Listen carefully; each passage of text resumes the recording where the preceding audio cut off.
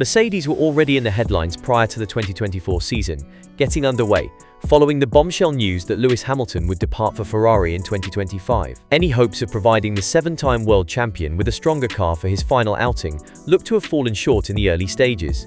And while the team enjoyed a mid-season winning streak, the W15's inconsistencies resulted in an up-and-down campaign. Here's the Silver Arrow's end-of-year report.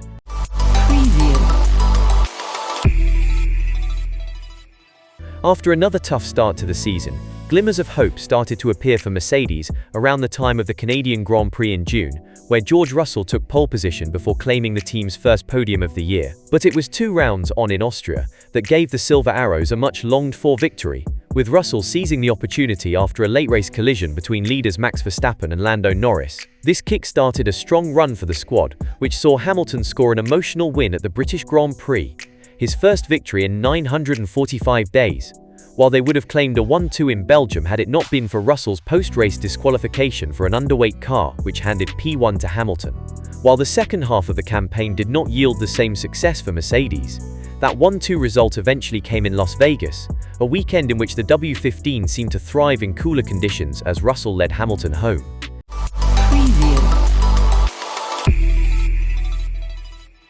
It was advantage Russell when it came to qualifying form in 2024, with the 26-year-old claiming a better grid slot than his teammate at 18 of 24 races. This also included 4 pole positions, while Hamilton's best result of the campaign was his P2 starting position at Silverstone. Hamilton himself was openly critical of his own Saturday performances during the season, the 105-time race winner lamenting his qualifying struggles on more than one occasion. After sprint qualifying at the penultimate round in Qatar, he claimed he was just slow, and it's the same every weekend, before branding himself as definitely not fast anymore. Hamilton fared better in race trim, but Russell ultimately still comes out on top in this head-to-head. The younger Briton also ended the season with more points, his tally of 245 putting him 6th in the Drivers' Championship ahead of Hamilton on 223 and 7th. The pair on equal footing when it comes to victories, 2 apiece, while Hamilton just has the edge in terms of podiums, having stood on the rostrum a total of 5 times in comparison to Russell's 4.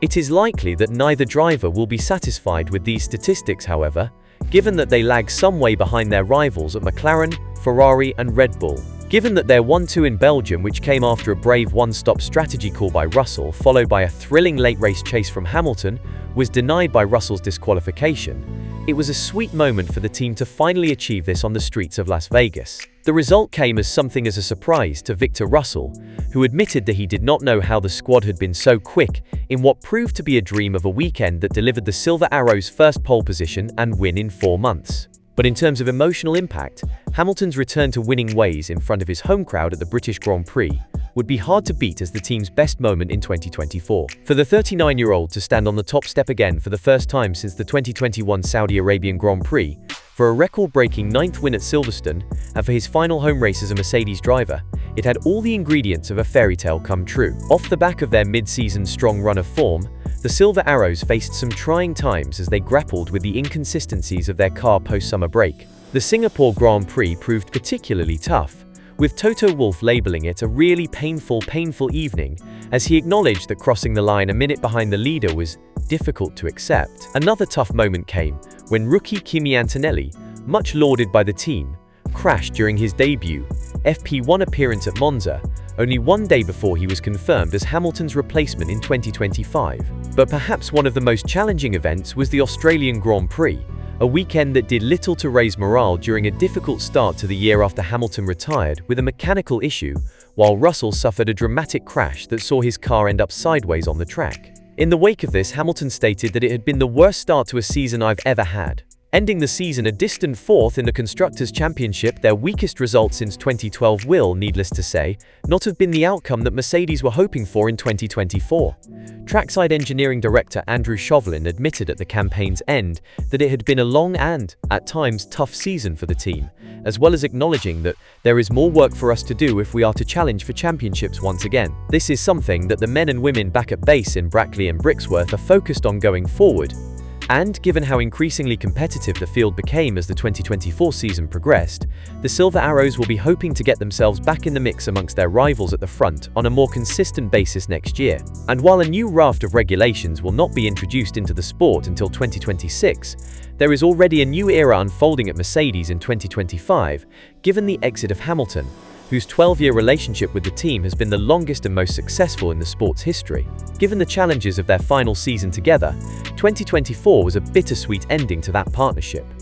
This ending has brought forward the start of Antonelli's arrival into F1, with the 18-year-old one of a number of rookies preparing to make their debut next season. It will be fascinating to see how the young Italian fares as he steps up for the biggest move of his so far rapid rise through the motorsport ranks. Russell, meanwhile, enters into his 4th season racing for the squad and will now take on the role of team leader, while Valtteri Bottas returns as a reserve driver.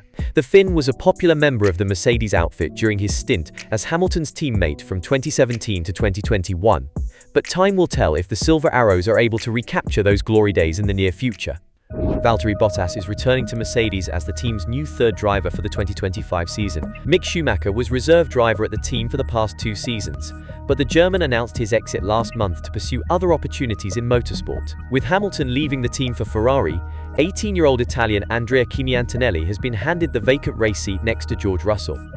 Toto Wolff, Mercedes team principal, said he was delighted to see the popular Finn return, describing the 35-year-old's impact on the team during his first 5 years with them, a period in which they won the Constructors' Championship in every season, as immense. Bottas initially left Mercedes for the Hinwil-based team after a successful 5-season stint in 2021 and now heads back to the Silver Arrows as their 3rd driver for 2025, after it was announced he and Zhou Guanyu would not be retained next season. Bottas won all 10 of his career Grands Prix to date as a Mercedes driver and partnered Lewis Hamilton to 5 consecutive Constructors' Championships as the Silver Arrows enjoyed a period of dominance in the sport. Bottas won all 10 of his career Grands Prix to date as a Mercedes driver and partnered Lewis Hamilton to 5 consecutive Constructors' Championships as the Silver Arrows enjoyed a period of dominance in the sport. The 35-year-old Finn may have endured his first pointless season in the sport, in what was his 12th campaign, but that was more down to the machinery he had at his disposal, rather than him losing any of the speed that has yielded 10 Grand Prix wins, 67 podiums and 20 pole positions. The Sauber marriage was one that offered so much, but ultimately failed to deliver for both sides as the goalposts moved several times. Initially everything was great. I signed up for 3 years with Fred Vasseur, he told me when we chatted in Abu Dhabi. See him around we will, with Bottas set to travel extensively to races with Mercedes next season. It's all too easy to get forgotten once you leave the paddock, so Bottas's presence will help keep him in the conversation for the racing return he craves in 2026. He'll also be returning to a team that love him, and with whom he had an incredible relationship. That warm, welcoming atmosphere will do wonders for his mindset and confidence after the rejection of this season, while also allowing him to feel useful by using his extensive experience. He started 246 Grand Prix to help get the team back to the sharp end, having fallen back to P4.